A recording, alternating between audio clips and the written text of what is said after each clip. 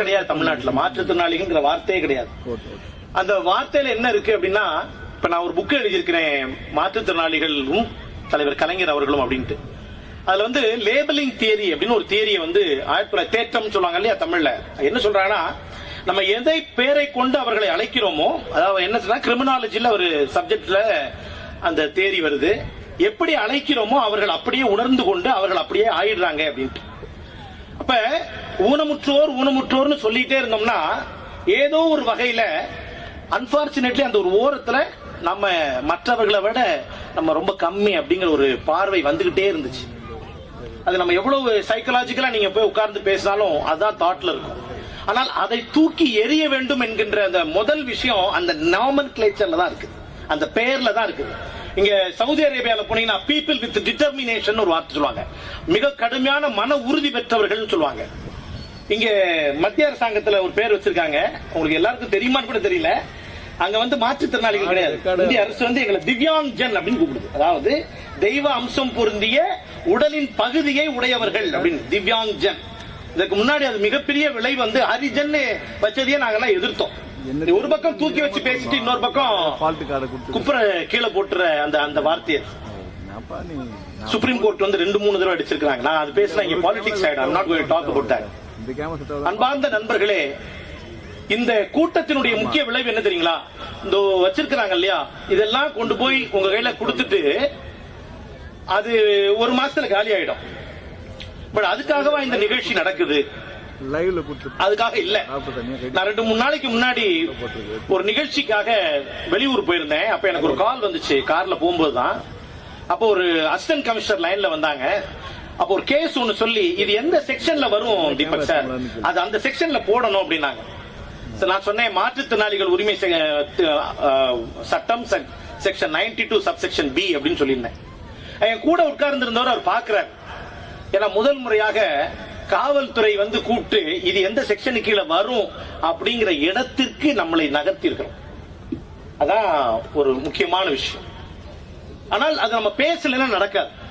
இப்ப சேகர் பாபு சார் வந்து இந்த மாதிரியான நிகழ்ச்சிகள் நடத்தணும் அப்படின்னா மாற்றுத்திறனாளி ஒருத்தரை பேச வைக்கணும் அப்படின்றாங்க. ஒருத்தர் பேசணும், இது எதுக்காக நடத்துறோம், இதை வாங்கிட்டு போயிட்டு சமைச்சு சாப்பிட்டு நமக்கு மறந்து போறதுக்காக அல்ல. தலைவர் கலைஞர் அவர்கள் வந்து சுயமரியாதை அப்படின்னு ஒரு விஷயத்தை ஆழமா பேசுவாங்க. ஆனா அன்பார்ச்சுனேட்லி இந்த பொலிட்டிக்கல் ஸ்பேஸ் வந்து இந்த சுயமரியாதை அப்படிங்கிற அந்த வார்த்தை யாருக்கானது அப்படிங்கறதுல, மாற்றுத்திறனாளிகளை போய் அந்த வார்த்தை நமக்குமானது அப்படிங்கறதுல நம்மள்ட்ட அவ்வளவு ஸ்ட்ராங்கா போய் நிக்கல. உருவு கண்டு எல்லாமே வேண்டும், உருள் பெருந்தேருக்கு அச்சாணி அன்னார் உடைத்து. நான் இந்த மேடையில ஆஸ் அ பிரதர் அண்ட் சிஸ்டரா நான் ஒரு ரொம்ப பர்சனலான ஒரு விஷயத்தை உங்கள்கிட்ட ஷேர் பண்ண விரும்புறேன்.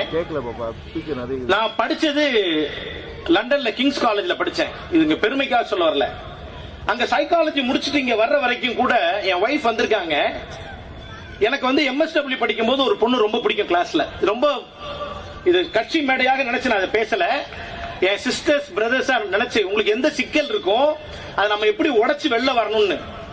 அந்த சிஸ்டர் அவள்கிட்ட வந்து நான் வந்து உன்னை எனக்கு பிடிக்கும் அப்படின்னு நான் கடைசி வரைக்கும் சொல்லவே இல்லை. காரணம் என்ன தெரியுங்களா?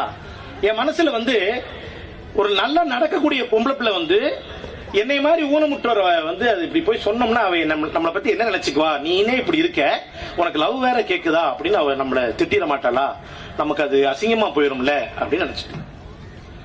ஒரு தடவை வந்து நம்ம அண்ணாச்சி நீங்களா இருக்கனாலதான் திருநெல்வேலில இருந்து தூத்துக்குடிக்கு 1 மணி நேரம் தான் பஸ். அந்த PP பஸ் ஒண்ணு போகும் பாயிண்ட். வல்லநாடு மலை தாண்டி போகும் பொழுது பாகப்பிரிவினை படத்துல ஒரு பாட்டு வரும். அந்த பாட்டுல ஒரு நம்ம ஊர்ல பாட்டு போடலன்னா பஸ்ல ஏற மாட்டோம். அந்த பஸ்ல போகும்போது பாகப்பிரிவினையில இந்த பாட்டு, சிவாஜி சாருக்கு வந்து ஒரு கை மாற்றுத்திறனாளி, ஒரு கை இப்படி இருக்கும். அந்த இடத்துல ஒரு பாட்டு என்ன வருதுன்னா, அங்கம் குறைந்தவனை அழகில்லா ஆண்மகனை மங்கையர் நினைப்பதுண்டோ பொன்னம்மா, வீட்டில் மனம் பேசி முடிப்பதுண்டோ சொல்லம்மான்னு ஒரு இடத்துல கேட்பார் அவர். அதாவது என்னை மாதிரி ஊனமுற்றவர் வந்து கல்யாணம் பண்றதுக்கு வீட்டுல சொல்லுவாங்களா இல்ல எந்த பொண்ணாவது விரும்புவாளா அப்படின்ட்டு. அதுக்கு சரோஜாதேவி அந்த இடத்துல சொல்லுவாங்க, மண் பார்த்து விளைவதில்லை, மரம் பார்த்து படர்வதில்லை, மங்கையரும் பூங்கொடியும் சின்னையான். இந்த ஒரு வார்த்தை டக்குன்னு ஸ்ட்ரைக் ஆகும் பொழுதுதான் ஓகே, அப்ப இது வந்து அவங்க அப்படி பார்க்க மாட்டாங்க போல இருக்கு, நம்ம தான் ரொம்ப இன்ஃபீரியரா ஃபீல் பண்ணிருக்கோம். நான் அப்பயே கிளினிக்கல் சைக்காலஜி முடிச்சு பிராக்டிஸ் பண்ணிட்டு இருக்கேன் VHS ஹாஸ்பிட்டல்ல. அதாவது இது எதுக்கு சொல்ல வரேன்னா, நீங்க மாற்றுத்திறனாளியாக இருந்து எவ்வளவுதான் படிச்சிருந்தா கூட at the end of the day ஒரு ஓரத்துல ஒரு சின்ன இன்ஃபீரியாரிட்டி காம்ப்ளெக்ஸ் இருக்கும். ஒரு நம்ம மற்றவர்களுக்காக அந்த இதை தூக்கி எறிய வேண்டும் என்பதை இந்த நிகழ்ச்சியினுடைய மிக முக்கியமான விஷயம். சாப்பிட்டுட்டு போறதுக்காகவோ அதுக்காக இல்ல. பீப்புள் வித் டிட்டர்மினேஷன் வார்த்தை பல இடங்கள் நமக்கு சிக்கல் இருக்கு. நான் இல்லைன்னு சொல்ல வரல, எல்லா இடங்களிலும் சிக்கல் இருக்கு. அதுக்கான விஷயங்கள் தொடர்ந்து நடந்துகிட்டு தான் இருக்கு. அதுக்காக நம்ம களமாடிக்கிட்டே இருக்கோம். நமக்கு அமைந்திருக்கக்கூடிய அரசு என்ன தெரியுமா? நம்முடைய கஷ்டங்களை புரிந்து கொள்ளக்கூடிய அரசு. அமைச்சர்கள் மேல உட்கார வச்சுட்டு ஆளுங்கட்சிக்காக நான் சொல்ல வரல. நான் ஒரு புக் ஒன்னு 2 அமைச்சர்களுக்கு கொடுத்திருக்கேன். கடந்த 1.5-2 ஆண்டுகள்ல 42 அரசு உத்தரவுகளை இந்த அரசு கொண்டு வந்திருக்கு. 42 கவர்மெண்ட் ஆர்டர். அதாவது ஏதோ வாய் வார்த்தையா நான் சொல்லிட்டு போயிட்டா என்னங்க